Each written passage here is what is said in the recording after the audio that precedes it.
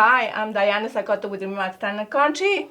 Orlando Realtor Scott Garrison with Remax Town and Country, and here we're here with David Johnson, the Seminole County Services Building. David is our elected official.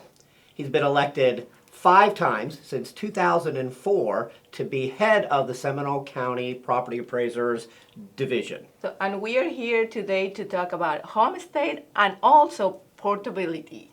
Absolutely. Here at the Seminole County Annex, this building used to be called The Seminole Memorial Hospital. And who was born at the Seminole County Hospital? I was. Oh, many years ago, in 1963. In 1963, this building where you come to work every day, Right. where you've been elected 1, 2, 3, 4, 5 times since 2004, and now you come back and work here. Yes, absolutely. So it's my home away from home for sure. So. Oh my goodness, how interesting.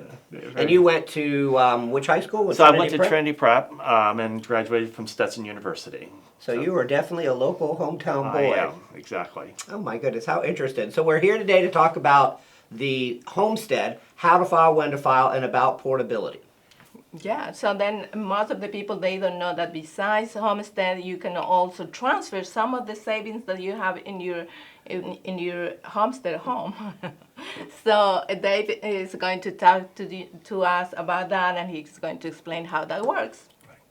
Very good. So, yeah, when you apply for your homestead exemption in Seminole County, and actually in a lot of other counties across the state, we encourage you to do it online. And our website is scpafl.org. And we will get about 70% of the all new applications filed online. When you file for that homestead exemption, which saves you about $500 to $600 a year in property taxes, you will also be asked a question on that application. Did you have a homestead exemption anywhere else in the state of Florida in the prior years? When you answer yes on that, it's going to ask you for your address. Where was that property at? And the reason we're asking that is because that will also allow you to what we call port or take with you your tax savings from the prior home to your new home. And again, it does not matter whether this happened in another county in the state of Florida or if you're moving across the street here in Seminole County. That portability is a key, and it's a huge savings. And in fact, it saves another $1,500 a year in property taxes for sure. And so not only do you get the $500 savings from the regular homestead, but the portability also kicks in. So it's an extremely important process to do. Literally, if you go online to do this, it will take 5 minutes. Okay. Keep So in mind that. And what do you need to file? Is there anything particular you need to file? Yeah, what we're going to ask you to do when you go online to file is it's going to ask you for a driver's license number. And the reason we're doing that is we want to make sure that the property that you're applying on and the address on your driver's license are one and the same. So, fun fact, quick tip. There's a lot of folks that are highly motivated and they close on their house, and the first weekend in the house they go, we're going to go apply for homestead exemption because that's what our realtors told us to do, that's what our mortgage companies told us to do. And they get a little bit ahead of the game before they go change their driver's license. Yep. That's okay, because we'll send it will do the test in the back and say, do the match. If it does not match, it'll send a little email and say, hey, you need to update your driver's license number, okay, or address on your driver's license. And so it will just hold it in suspension. But if you just get all the other paperwork done first before you apply for homestead. So you need that, and you need your social security number. And we need that for all the residents of that house that are on title. And also one other thing is that you can do within 3 years. So if for any reason you sold the house and then you rent for 1 or 2 years, so that you can still apply for it. Absolutely, and that's key, is that if there's a lot of folks who are transitioning, they don't know exactly what they want to do, or what we've seen lately happen here and across the state is they've got a contract to build a new house, but it's not there yet, okay? And it may be another year down the road or 14 months before that house is finished.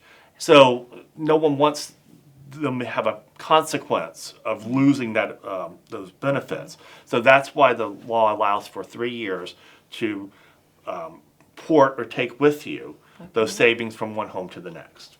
I run across lots of people just in my daily activities who have not filed for homestead. Right. So maybe it'd be helpful to say, why would someone go to the trouble to file for homestead, and maybe just explain what that is and Yeah. what the advantage is short and long term. So first immediate advantage is you get a probably, again, in this county, if you have the average amount of portability and the homestead exempt, you're probably saving between $1,700 and $2,000 a year in property a lot. taxes. So that's the immediate benefit. The long-term benefit is also when you get a homestead exemption, it caps how much your assessment can go up from year to year. So the law says, and again, this is statewide, this is not just a Seminole County thing, this is a statewide thing. Your value can go up no more than 3% or the consumer price index, whichever is less, okay?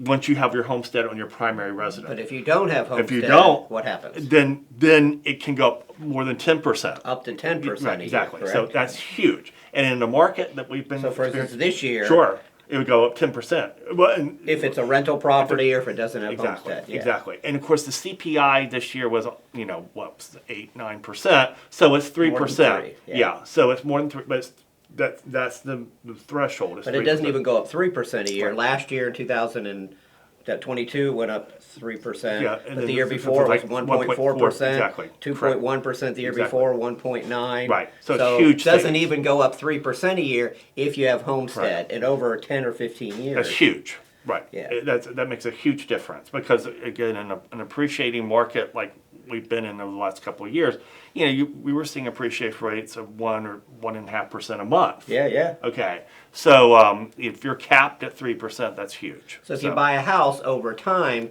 your taxes, say over 10 years, will rise to here. But if you have homestead, you only will rise maybe to That's here. correct. And that difference, the difference that you're saving is the Save Our Homes portability that he was And that's what you're mentioning. going to take with you.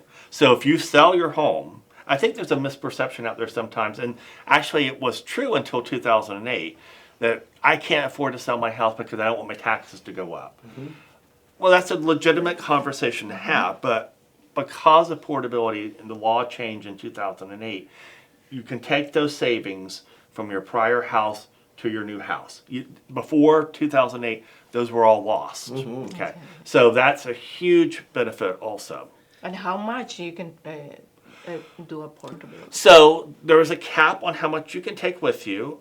If you are buying a bigger house, the maximum amount of portability you can take from one house to the other is $500,000. Okay, That's a lot. that's a lot. And if you are selling your current home in what we call downsizing, Maybe buying a smaller less home, expensive house, it becomes a percentage. Okay. So if you had, quick example, if you had a $500,000 house and you buy a $250,000 house, so you've Good answer. downsized, and you had portability of $100,000, let's say. The difference between 250 and 500,000 is percentage-wise is 50%. 50%.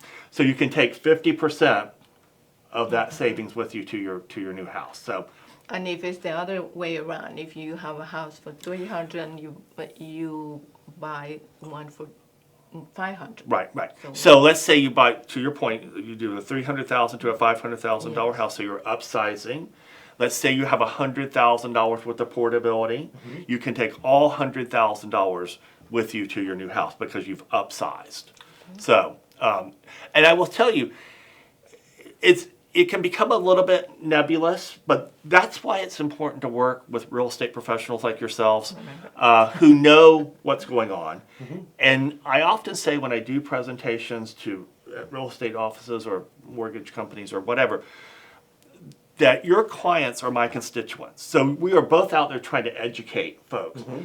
Not everybody buys a house every day, okay? It's a couple times in a lifetime transactions typically.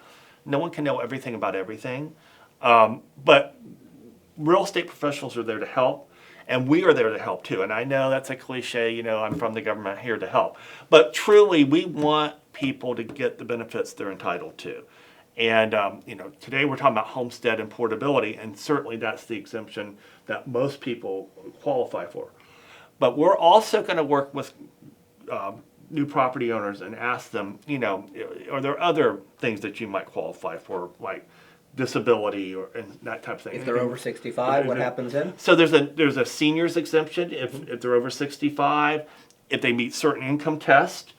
So there's all kinds of things. Automatic. It's not automatic. But there is an income test. But you have to apply for the 65? Correct. Okay. But again, we're going to ask them once we get them into the chute about trying to ask about homestead, we're going to keep asking more questions and say, are you this, this, and this? And again, we want everybody to get what the benefits they're entitled to. Yeah. So somebody owns a home and they're 64 years old here in Seminole County, and now they turn 65, 66. What would they need to do in order to get that small little extra exemption? Right. So what we will ask is, let's say they've already lived there for many years, though, so they just let it ride, right? So what happens is, on a yearly basis, we send out what we call homestead receipts, to every homesteaded property.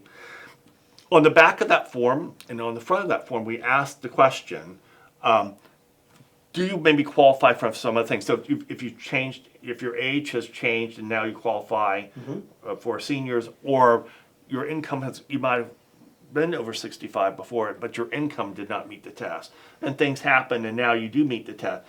That's why we want, on a yearly basis, people to relook at this stuff, make sure they're qualified for everything they're entitled to. So basically, it's very important that you read what you receive every single year, because sometimes, unfortunately, we don't. So. Right.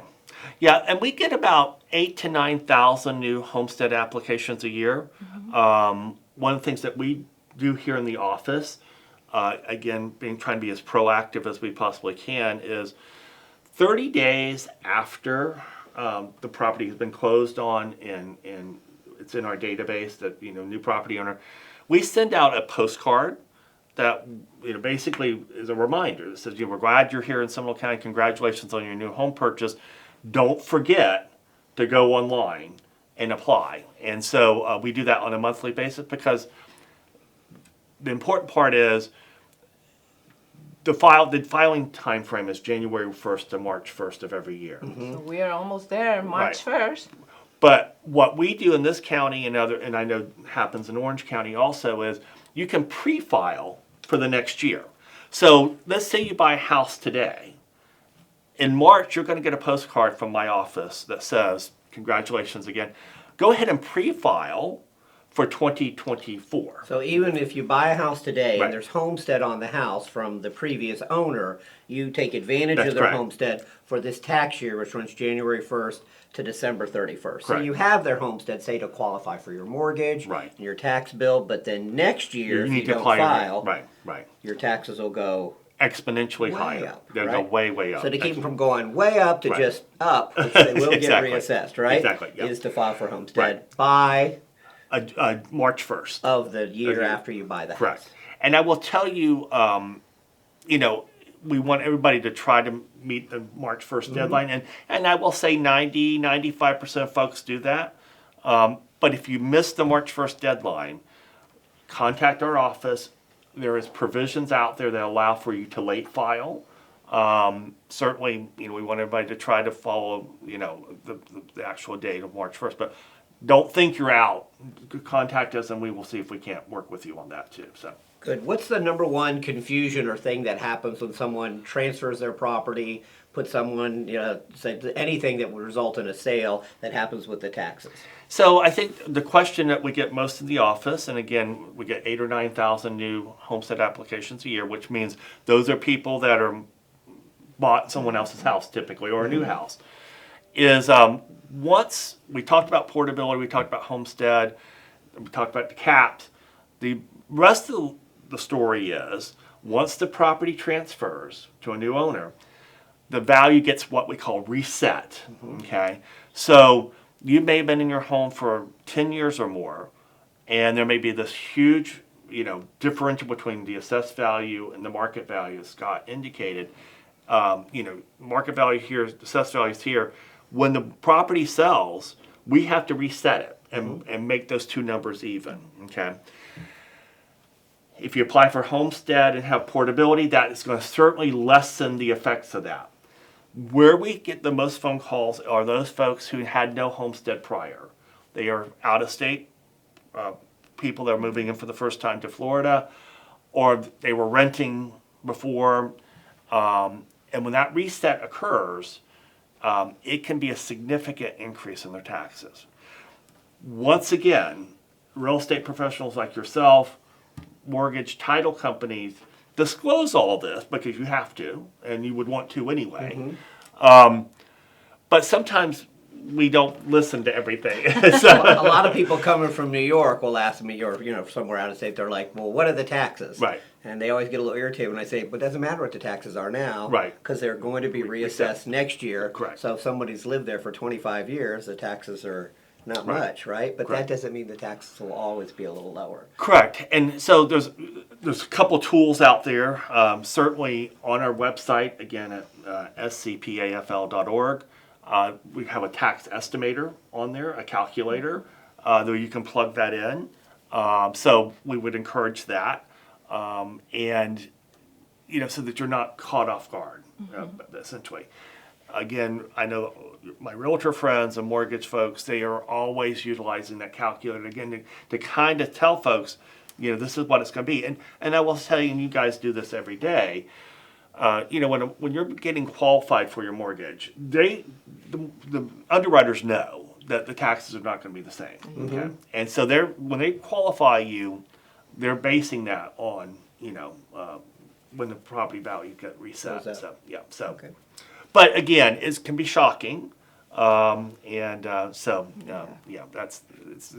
the more information, the better. So yeah. Good.